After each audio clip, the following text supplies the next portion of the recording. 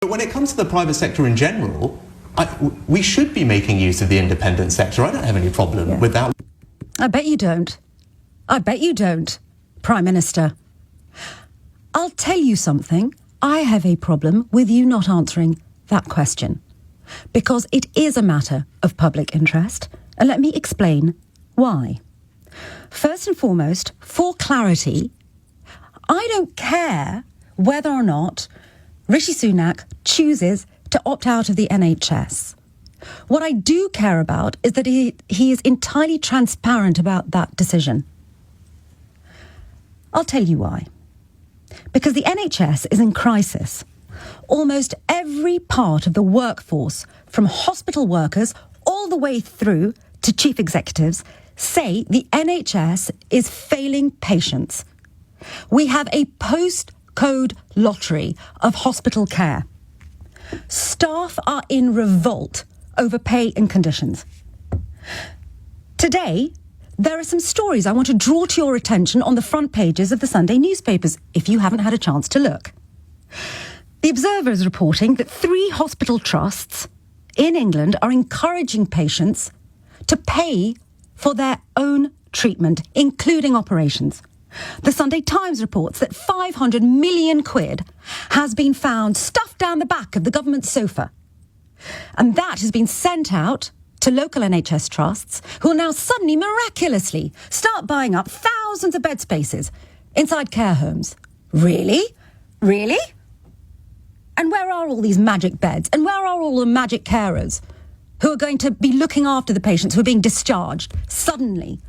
But apparently that's a long-term plan. That's not a sticking plaster, says the Prime Minister.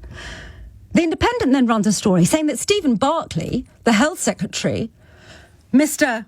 Stephen, my door is always open, Barclay, unless, of course, you want to talk about pay.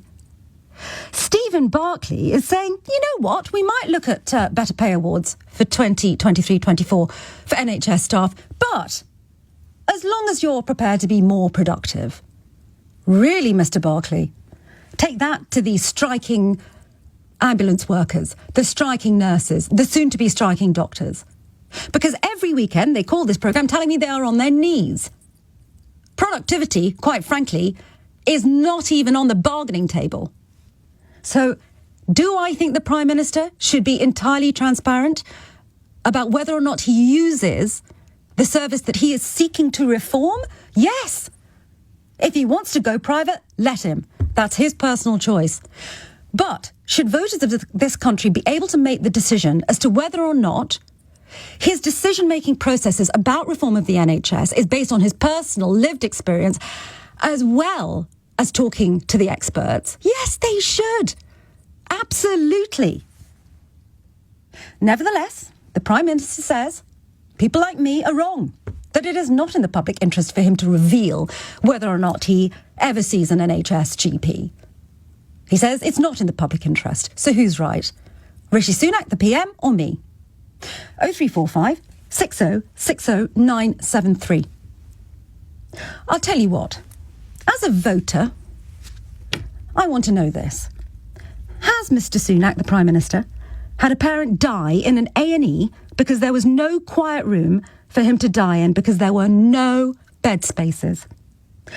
Has the Prime Minister had a parent complain over and over again for 2 months or more about pain in her chest, only to be ignored in an NHS hospital, then to come out and discover that she had stage 4 cancer, and then see that parent die? Has Mr. Sunak tried to find a care home for said parents, one of whom had Parkinson's, and go and visit care homes that CQC, the watchdog, said were good, only to discover that you wouldn't house a cat in them? Because I tell you what, I have. All of those things happen to me and my family. So when you pick up the phone and you ring me and you talk to me about your experiences of health and social care, I absolutely know what you are talking about. Because we were not able to buy ourselves out of that situation. 0345 60 60 973. Do you think it is important that the Prime Minister of this country is honest enough just to tell us one way or another, do you use the NHS? Or do you think it's an entirely private matter? 0345 6060 973. To kick off the conversation, I'm joined by Tony O'Sullivan, co-chair of Keep Our NHS Public and retired paediatrician. Hello, Tony. Thank you very much indeed for joining me this afternoon. Hello, Sangita. Thank you very much for having me, and I'm very sorry to hear your personal story. Thank you for saying so. May I ask you, I'm going to assume that you saw Rishi Sunak this morning. If you didn't, then you would have just heard the clip that we played. Do you think it is important for the Prime Minister of this country to reveal one way or the other whether he actually uses the NHS? I completely agree with you that it's in the public interest to know whether he has enough respect for public servants and public services to at least admit where he gets his private healthcare from. We know he uses private healthcare. That was news in November. And obviously Laura Kuenssberg was trying to say whether that still exists. And you're quite right to raise this. The main point is hypocrisy, isn't it? Those in this government that are making decisions about public services that they've actually allowed to descend into real crisis are the least likely to use them themselves, and they just won't admit it. And of course, there's a number of things that he doesn't want to talk about now. He doesn't want to talk about his own private healthcare, but he doesn't want to talk about the NHS being a crisis. I mean, how can he deny it's a crisis when there's between 300 and 500 people dying every week, and each of those people are relatives, are people that are friends, they've got families. They're all personal stories, and he refuses to even say it's a crisis. And another thing he was actually disingenuous about in Laura Kuenssberg's interview, which you probably picked up. He was trying to say that they are talking to the staff about this year's pay, and he was talking about next year's pay. And he's still refusing to discuss with nurses about this year's pay award for 2022-23. So he only talks about things he wants to talk. Tony, because the government has delayed and delayed and delayed, and that is why we are faced with strikes, overpay now at this point of the year. Can I clear up a couple of other things with you? I'd love to get your opinion, given that you are a retired paediatrician. Rishi Sunak said that the problems that we are facing, he pinned it squarely on COVID. That's not true, is it? These problems are all pre-existing. Absolutely not true. I mean, in 2010, when the government came in, they took over a health service that was absolutely the best in the world. The waiting times were minimal. The NHS wasn't perfect, but it was getting better all the time. 95% of people were seen in A&E within 4 hours. Over 90% were referred to a specialty and given treatment within 18 weeks. And since that time, the waiting list has slowly and inexorably gone up. It was 4.4 million people on waiting lists before COVID happened, and the trajectory has just continued.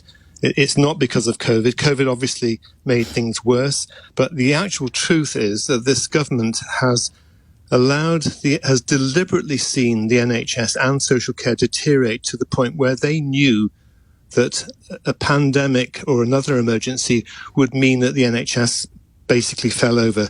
The day-to-day services that people need, including, for example, your own family, have not been available since COVID because my parents died in 2015. Everything I described happening began in the years running up to 2015. The crisis, certainly in the southeast of England, as regards the NHS, predates COVID by several years. And I'm absolutely tired of Stephen Barclay and the Prime Minister constantly gaslighting people in this country. I understand and appreciate that it is a postcode lottery as to where you live, whether or not you get good hospital care. But I can tell you now there are vast swathes of this country where it is simply poor and patients are being failed. May I ask you a question very quickly? I'm running out of time with you. But I mentioned these stories that I've seen in the newspapers today. The magic money tree suddenly coming up with £500 million that will buy extra beds from social care providers. And let us be in no doubt, these are private companies. And then NHS hospital trusts, according to the Observer, suggesting to patients that they can skip over waiting lists by buying hip operations, for example, within the private wings of hospitals. Is what we are seeing, and I get asked this all the time by my listeners, I'm going to ask you, is what we are seeing privatisation through the back door? It's privatisation through the front door, I'm afraid. I mean, the government refused, in our campaigning, Keep Our NHS Public, they refused the claim that the NHS was being privatised, and now they actually welcome it. That they say, we want a partnership with the private sector. And we've seen, haven't we, the hemorrhaging of billions and billions of pounds to private sectors during COVID, and they made a complete disaster of it, so that we have one of the worst, amongst the worst death rates in the world, amongst rich countries especially.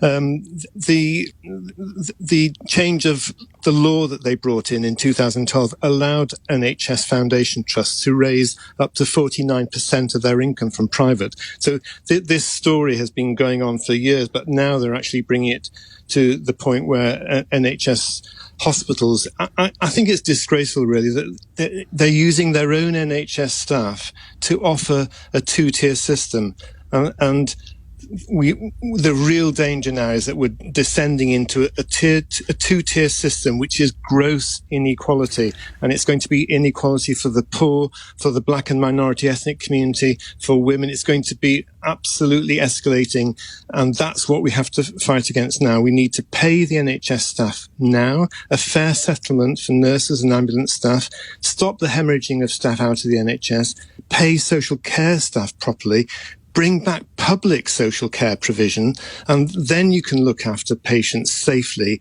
if they don't need hospital care anymore. And we've got to build the NHS capacity back in public hands. Tony O'Sullivan, co-chair of Keep Our NHS Public and retired paediatrician, speaking to me there.